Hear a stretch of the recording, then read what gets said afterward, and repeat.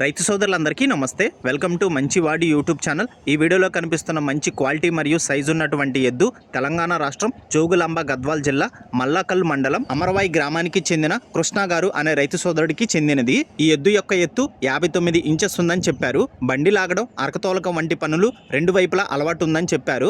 అన్ని వ్యవసాయ పనులు 100% గ్యారంటీగా చేస్తుందని చెప్పారు. ఎటువంటి తప్పుడు సుడులు కూడా లేవని చెప్పారు. కృష్ణ గారు ఈ ఎద్దుని అమ్మాలనుకుంటున్నారు. ధర 85,000 రూపాయలు చెప్తున్నారు. ధర తగ్గించే అవకాశాలు కూడా ఉన్నాయని చెప్పారు.